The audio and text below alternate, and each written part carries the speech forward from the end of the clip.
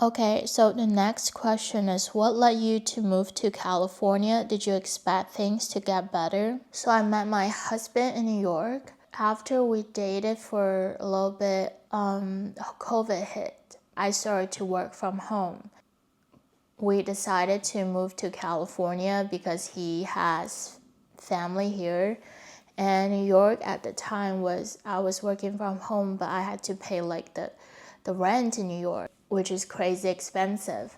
So we decided to just move to California, save some money. Did I expect things to get better? I would say I also manifested to live in California because when I was 19, I actually traveled with a tour group to the United States once, and I saw California, and then I was like, oh, California is like my favorite during that entire trip. I was like, okay, this is another dream come true. Things did get better in the beginning because California compared to New York, it's warm and so much more nature.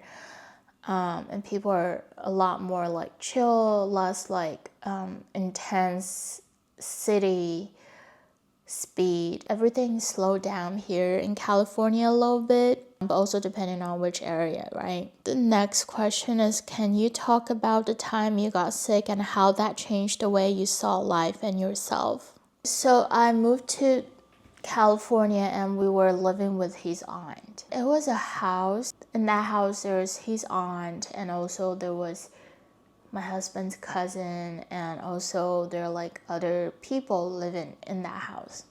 And there are some house rules that we have to obey, and I just felt very restricted. At the time, I also experienced a shift at my job. I had a new manager. Things just became very intense at work. There are a lot of shifts at the company on the upper level. There are people being fired because of COVID, and there are a lot of layoffs happen. So the entire atmosphere at the company just changed. It wasn't like this cool, chill vibe at working at a chic fashion company. It becomes a hustle, bustle, we gotta make money to survive kind of culture. Naturally just became like a stress for me. I always thought about my work even after work. Like, okay, this design I did not do well, and that thing I did not do well, or this thing I said to people I shouldn't have said that. A lot of replaying in my mind, a lot of like conversation left impact on me after work. And I started to lose sleep. Day to day, I lived in that house, which also had a lot of restricted rules. A lot of times it would take me a very long time to fall asleep, or I will like woke up at the middle of the night and couldn't go back to sleep.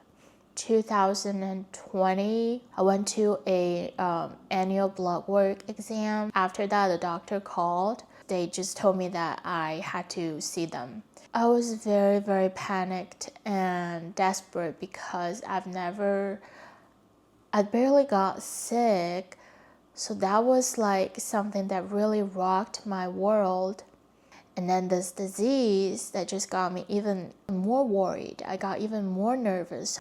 I think my symptoms just got worse. There were days I just couldn't sleep for the whole night. It was the most horrible feeling in this entire world. At that time, all I was wishing for was just to be able to sleep. Sometimes during the middle of the insomnia, I would tell the universe, I'm willing to give up everything just for one night of good sleep. That's how bad it was, because sleep has always been very important for me, so losing that was like a torture.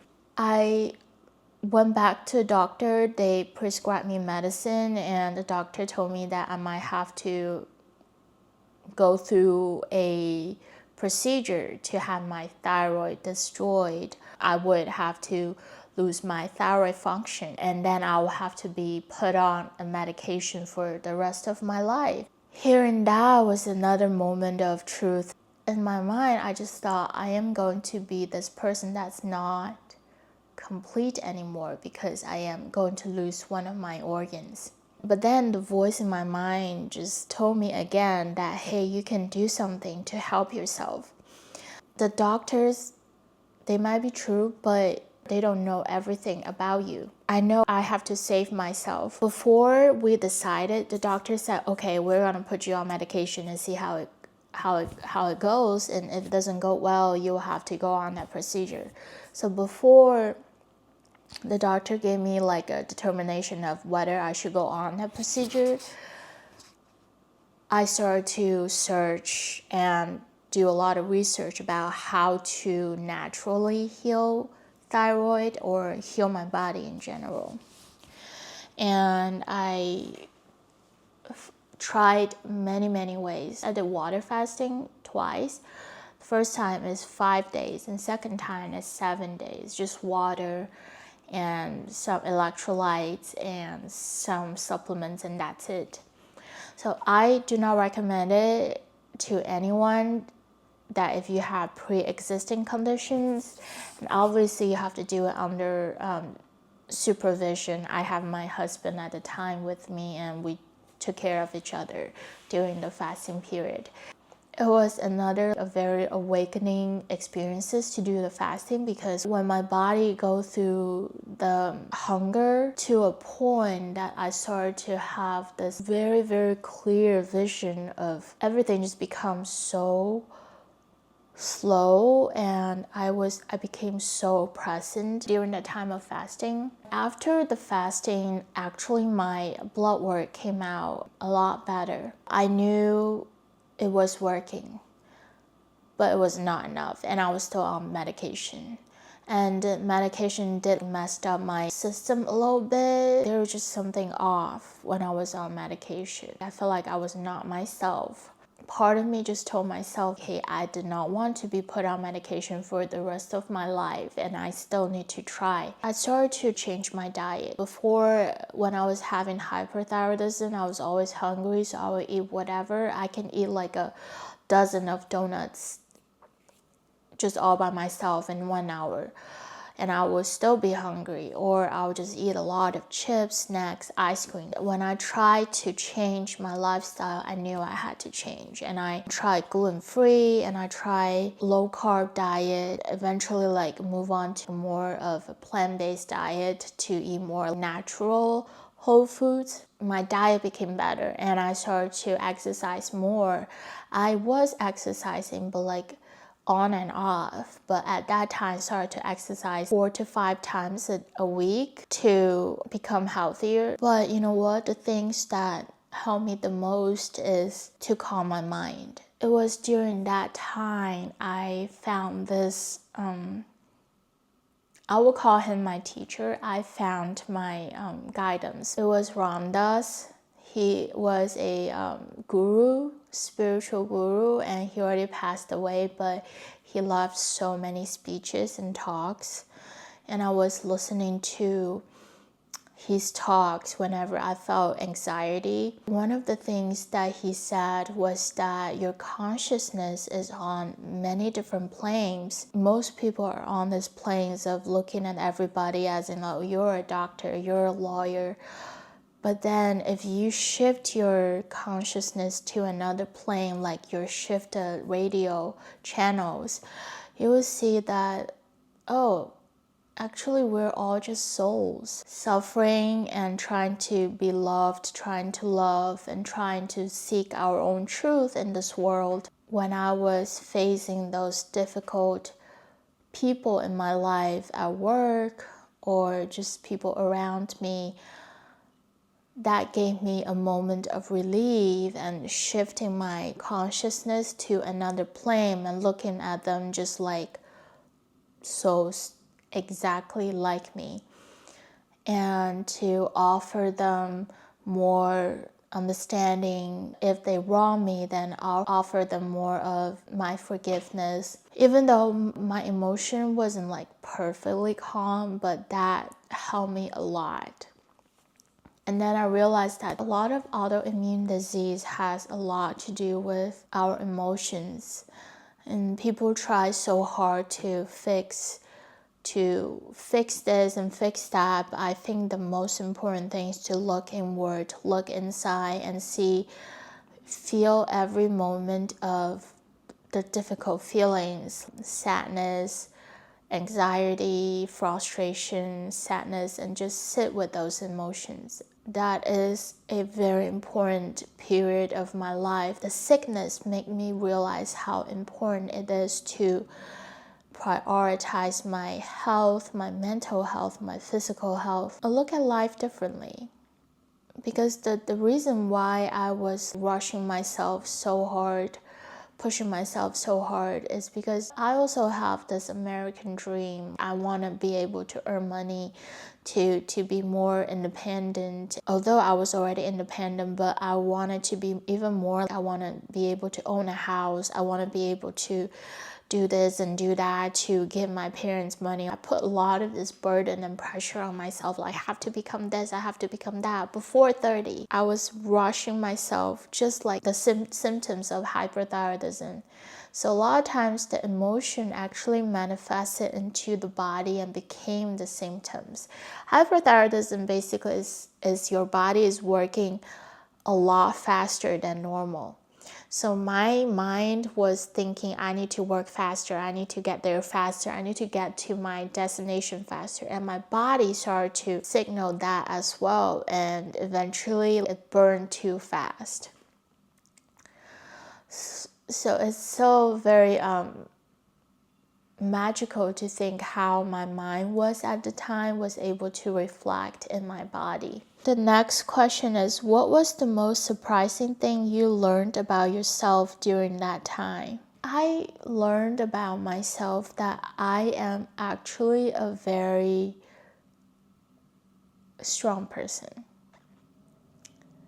That during the time of sickness, I did not just let the world change me. I did not just give up. I did not just listen to what the system told me what to do. I decided to venture out and seek ways and do my own research to save myself. Discovered that I actually had this power of self-healing. That was also a time I discovered this energy and this power in me, that